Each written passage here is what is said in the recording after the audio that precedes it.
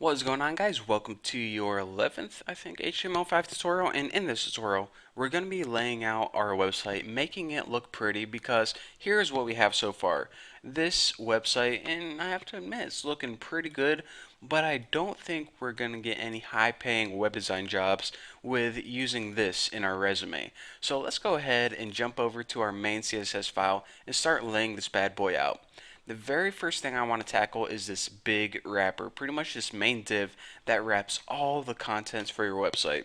So in order to reference a div, just go ahead and hit the pound sign, big underscore wrapper, and now let's add some style to this piece. The first thing I want to do is just add a border, and I'm probably going to be adding a border to a lot of my stuff, just so you guys can see what's going on.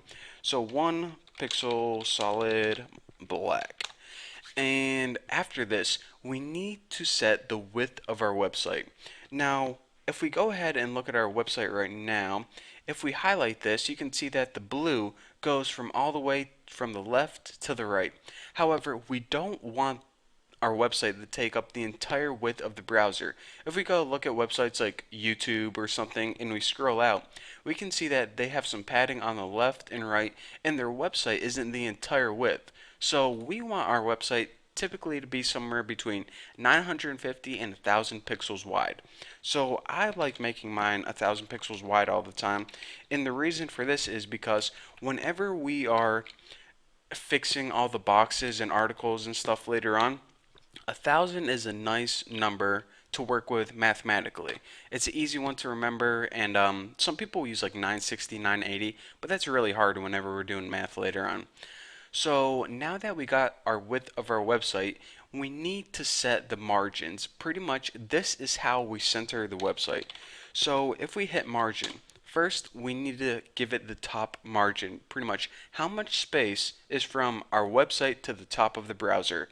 And we just want to say, okay, 20 pixels from the top, because if it's right jammed up against the top of your browser, it looks a little weird. So give it some padding, somewhere from 10 to 20. Now for the left, right, and bottom, just go ahead and set those to auto. And this is essentially going to say, okay, I want an even amount of space on the left hand side and right hand side, and whatever happens on the bottom happens on the bottom. It really doesn't matter. But this pretty much is centering your website. So if you go ahead and save this and look at our website, oops, still on YouTube there, and refresh, if we scroll out, we can see that, okay, we got 20 pixels of spacing from the top of your browser to the top of your website, or excuse me, whatever this thing's called, to the top of your website, and also the same amount of space on the left hand side and right hand side. And now our website is perfectly centered. How awesome is that? So the only other thing we have to do in this big wrapper is left align text. So text align left. Now what this basically means is even though the box itself is centered, the contents inside the box are going to be left aligned, right like that. So as you can see, the overall website is centered inside our browser. However, the contents are left aligned, and that is just because, whenever you're reading a magazine or a newspaper, the stuff's left aligned, so websites are no different. So let's go ahead, and now we want to work on the top menu. Now the top menu is basically this thing right here. If we scroll in, and we can see that the home, tutorials, and podcasts, it's basically our links. So let's go over and work on that. In main CSS, reference this by hitting top menu, or excuse me, top header, not header, top header. And actually, let's go ahead and look at our HTML. So our top menu is basically the list of links. And our top header is where we have it's where we would put the logo and pretty much the title of our website. So I forgot about that, so we need to take care of that first.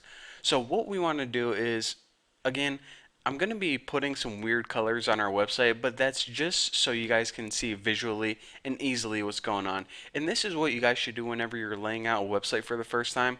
But once you got your website laid out, then you can get rid of the colors and make them all match. However, if I make all the colors match now, then you're like, okay, what part's the header, what part's the article? So I'm going to be giving it weird colors. So I'm going to be giving this a background of yellow. That'll stand out pretty good. and a border of, I don't know, 1 pixel solid blue. Now also, I'm going to be giving the top header a padding of, let's say, 20 pixels. And this will pretty much make sure that the text is kind of separate and it isn't butting right up against the border. Now, in case you guys forgot from my CSS tutorials, the space between the text and the border, or the element in the border, is the padding. And the margin is the space outside the border. So pretty much just remember it like this. The padding is inside and the margin is outside. So if we go ahead and save this and look at it, we can see that, okay, we are good to go. So pretty much the padding is this, the space between the text itself and the border. Pretty cool. So we now have a yellow background and a blue border. Looking good. So now let's go ahead and jump over to this top menu, and we can do that by referencing pound top underscore menu. And what rules do we want to apply to that top navigation menu? Well, let's just go ahead and set the background and set this equal to, I don't know, blue. And we'll just go ahead and set the color of the font equal to white. Blue and white is actually my two favorite colors. Now, if we go ahead and save this, we can go ahead and refresh and say, okay, I'm noticing a couple things. First of all, it looks pretty crappy. I'll go ahead and admit it. I mean, our links, those are kind of very poor way to display our links because, first of all, they're one under each other, no navigation bars, one under each other. They're always from left to right. And also, it would be nice if they were like bold or something. So let's go ahead and take care of that problem right now. Now, what we need to do in order to do this is reference top menu again. So top underscore menu, and we need to reference the list items.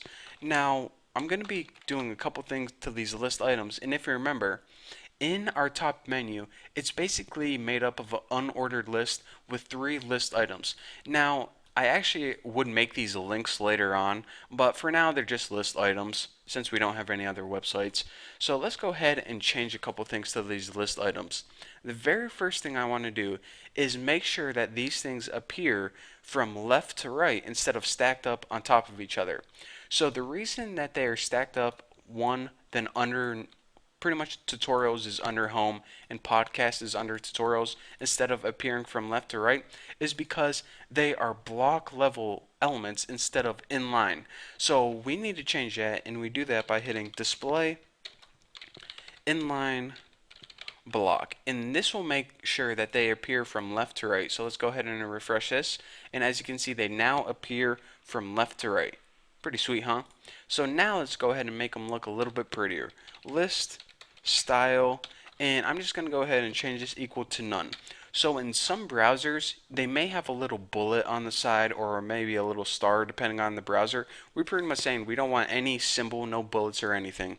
And now let's just go ahead and give it some padding because if we look, they're kind of jammed up against one another.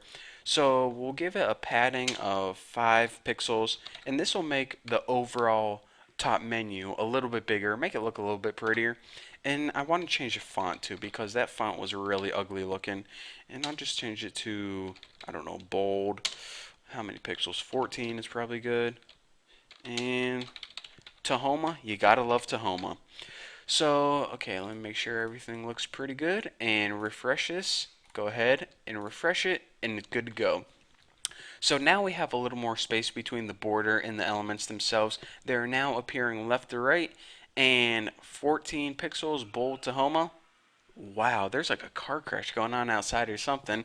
So anyways, if we go ahead and look at our website, it's looking pretty good right now, but we still have a lot to go, and I'm still going to show you guys the coolest things, how to lay things out, and make sure that these articles appear in an awesome kind of way. So anyways, you got a lot to cover. Thank you guys for watching, and I'll see you guys in the next tutorial.